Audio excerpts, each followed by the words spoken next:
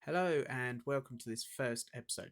I thought I would start off by doing an introduction on the project, let you know what our plans are, what we're currently starting with, and sort of a little bit of history to sort of where we got to where we are. So let's start off with talking about the van and the project and what it is.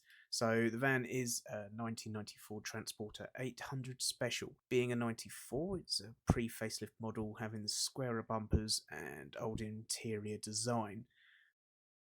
It's an 800 Special, which means you can spend 800 hours looking at it and still not find anything special about it. The engine is a 1.9 naturally aspirated diesel, sometimes referred to as a DID engine, which many people mistakenly believe means direct injection diesel. In this particular application, it actually means decibel-induced disappointment, referencing the engine's impressive efficiency at turning diesel into noise with no nasty waste products such as power. Our T4 journey started 11 years ago when we, as a group of mates, decided to purchase something for a road trip. We ended up with a battered 2-litre petrol T4 we found on eBay, threw some camp beds in the back, and went on a road trip down to the West Country and then up into Wales.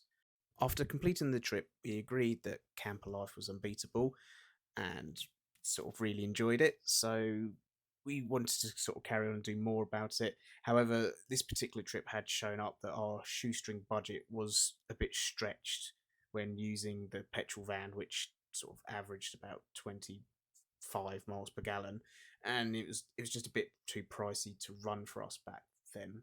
So we sort of wondered what to do, and then we sort of spotted a T4 locally with a for sale sign in the window, and we inquired and discovered it was a diesel, which we thought would suit our budgets.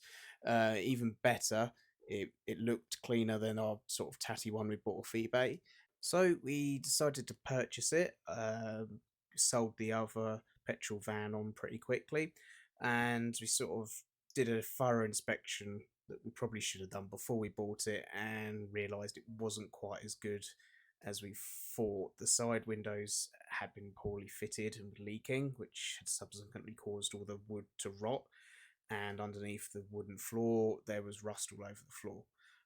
So we took the ply out, took the rear seats out, took everything out the back, and found there was quite a lot of rust in the back, as well as the seats that had been fitted. They'd been fitted without spreader plates, so over time they'd fatigued the metal, and they'd pretty much torn pretty much all the way through the floor of the van, being held in with just like a sliver of metal on each side of each mount.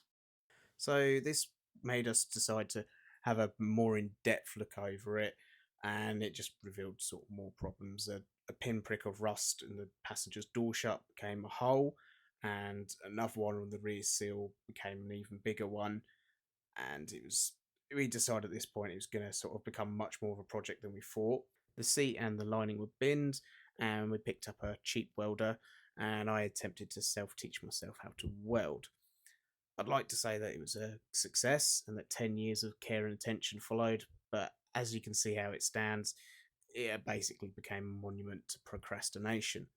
An aborted attempt to repaint it, donor panels, and only work on it if it fails the MOT attitude followed, leaving us with what we have now. It's not all doom and gloom though.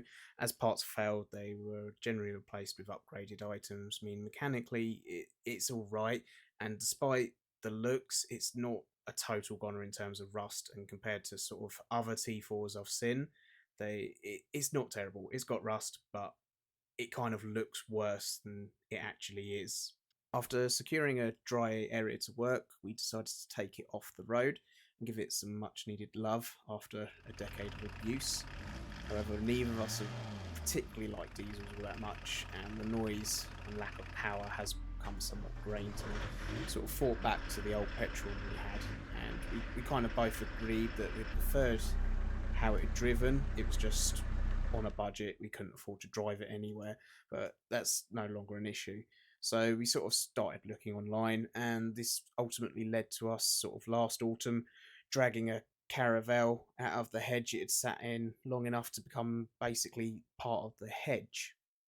Its time identifying as a hedge had not been kind, and it had plenty of issues. It was a gamble, as despite being assured it ran before being parked up, it didn't now. However, ultimately we lucked out. As petrol goes stale, it becomes acidic, whilst T4s have a plastic tank that doesn't rot like steel tanks do when they're left full of old fuel. The fuel pump and the wiring had, however, suffered, and it was no longer pumping any fuel up. So we did a precautionary cam belt change on it, and with a jerry can and a pump we had lying around, bypassed the tank, and it started pretty nicely and ran really sweet. The Caravel was a GL, meaning it was nicely spec'd, and the engine a 2.5 petrol, so much more powerful and smoother than the current Chugfest we've got. So we stripped it of everything we wanted and sent it off for scrap. Some parts, like the electric windows and a couple of panels, have already been swapped over. The rear interior has also been fitted, although the donor vehicle the sliding door had fallen off a long time ago. So the interior had been exposed to the elements. It's in poor shape, and basically it's in there just to make it less vanny inside until we get a chance to sort of fit the interior out. With the window on the driver's side still leaking, we never really wanted to put much effort into the interior because it was just going to get wet. So hopefully we can sort that out now and have a chance to get the interior fitted out. So that's where we are. This video was initially filmed a while ago, and there's been quite a bit of progress since. Future videos will be following the teardown and rebuild process. The next few videos are not of the greatest quality, as we got to grip with a new camera setup and learned to make sure that the camera was actually pointing where we were looking and not crutch or sky shots like some of the footage we have is. But the quality does get better. Next video will be much less chat and more action as we actually begin the teardown. If you're interested in the project and want to see more, hit the subscribe button. We're aiming at a video per week from this point. We've got quite a few weeks backed up, so hopefully we should be able to keep that going. So yeah, thanks for watching.